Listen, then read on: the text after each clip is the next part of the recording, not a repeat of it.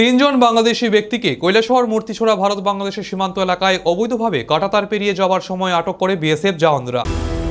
মঙ্গলবার সকালে বিএসএফ কৈলাসহর থানায় হাতে তুলে দেয়। এই ব্যাপারে সাংবাদিকদের মুখোমুখি হয়ে কৈলাসহর থানার ওসি সুকান্ত সেন চৌধুরী জানান, গতকাল কৈলাসহর মূর্তিছড়া ভারত বাংলাদেশ সীমান্ত এলাকায় বিএসএফ জওয়ানরা তিনজন বাংলাদেশি ব্যক্তিকে আটক করে এবং মঙ্গলবার সকালবেলা তাদেরকে কৈলাসহর থানার হাতে তুলে দেয়। তিনি জানান, ওরা বিগত 9 মাস পূর্বে বাংলাদেশ থেকে অবৈধভাবে কাঁটাতার পেরিয়ে ভারতে প্রবেশ করেছিল এবং ওরা দীর্ঘ 9 মাস চেন্নাইয়ে যায় কাজের উদ্দেশ্যে। দীর্ঘ 9 মাস কাজ করার পর গতকাল বাড়িতে ফিরছিল। কৈলাসহর মূর্তিছড়া ভারত বাংলাদেশের কাঁটাতার এলাকা দিয়ে অবৈধভাবে পেরিয়ে বাংলাদেশে প্রবেশ করার সময় বিএসএফ জওয়ানরা তাদেরকে দেখতে পায় এবং আটক করে। আজ তাদেরকে বিএসএফ জওয়ানরা কৈলাসহর থানার হাতে তুলে দেয়। পাশাপাশি বিএসএফ এর পক্ষ থেকে ওই 3 ব্যক্তির বিরুদ্ধে কৈলাসহর থানায় একটি লিখিত আকারের অভিযোগ দায়ের করে পুলিশ মামলাটি নথিভুক্ত করে ঘটনার তদন্ত শুরু করেছে। বাংলাদেশি ওই 3 ব্যক্তির নাম হলো রাহানুর রহমান, জাহিদ আহমেদ এবং রুমন আহমেদ।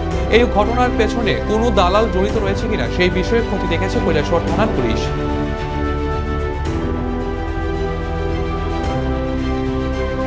বিএসএফ যে আপনাদের কাছে কয়জন বাংলাদেশিকে দিয়েছে? আজকে অ্যাকচুয়ালি 11টা নাগাদ আমাদের কাছে মূর্তিছড়া 199 নম্বর ব্যাটালিয়ন বিএসএফ 3 জন বাংলাদেশিকে নিয়ে আসে এবং ওনারা একটা অভিযোগ দায়ের করেন। ওনারা গতকালকে ওনাদের এরিয়াতে বর্ডার সংলগ্ন এলাকায় 3 জন বাংলাদেশি লোককে আটক করতে পেরেছেন। তারা ওনাদের ইন্টারোগেশন সেরে আমাদেরকে একটা অভিযোগ দায়ের করেছেন। এই সাপেক্ষে আমরা একটা মামলা নথিভুক্ত করছি এবং এটার ইনভেস্টিগেশন আমরা শুরু করছি। ওরা কি এদিকে আসতে ছিল না বাংলাদেশে যাচ্ছিল?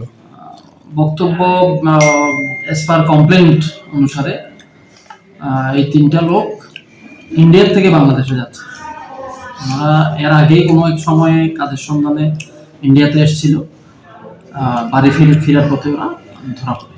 স্যার, ওদের নামগুলো যদি বলতেন কাইন্ডলি। 3 জনের নাম মধ্যে একজনের নাম রাহানুর রহমান, আর একজন হচ্ছে জাহিদ আহমেদ, তৃতীয় ব্যক্তির নাম হচ্ছে রুমন আহমেদ।